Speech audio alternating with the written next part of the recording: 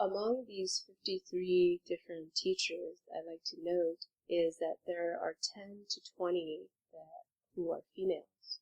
This is something I really enjoy because it actually refers to female teachers in exalted positions in a Buddhist text. Why is it 10 to 20? Either 10 female teachers or 20 female teachers or, name a number. But 10 to 20, I find it interesting because you look at some of these teachers and their spirits. Traditionally, these spirits are conferred a male gender. But in interpreting the text, really the spirits are without gender. That's why there is a range, 10 to 20. There are 10 or so of them who are actually, we don't know their gender. And does gender matter? As a woman in the West, gender is important to look at. But ultimately, gender technically isn't of central importance because gender can morph in our society now who have morphing genders. For example, in the Lotus Sutra, there is the dragon girl who turns into a male. Also, for example, in this particular text, Avatamsaka, traditionally in East Asia, is always considered a female.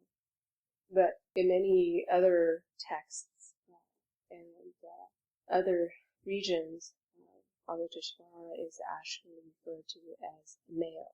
So then here you have both male and female. The women teachers, they're all very different. They have reached realizations and be able to teach Sudana, but they come by very different means, and the results that they achieved are also very diverse. For instance, she reached, when she speaks from Samadhi, and she's able to teach depending on the audience. Owns a palace who can seat billions or infinite number, but she has nothing. She just has an incense burner in front of her, and out of that incense burner will come whatever resources other beings need. In particular, meals and food would come out of her censer. Whoever eats her food would gain victory over their internal demons and external demons.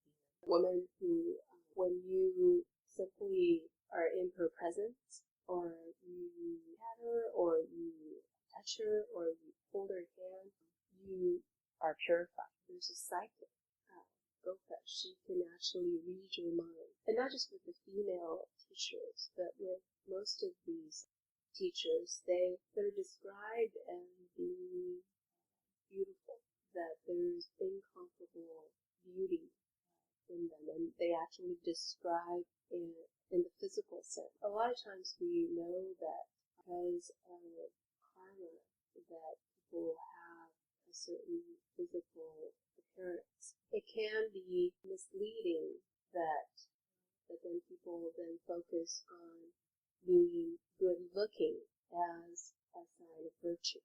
It's kind of like looking reverse. And we already have that tendency in society. We do judge people who are white, people who are taller, people who are better looking as being better people. Sometimes that takes pointing out in certain situations. For many, actually missed the original intent of the text here, and then began to focus on the outer appearance as a sign of real inner traits.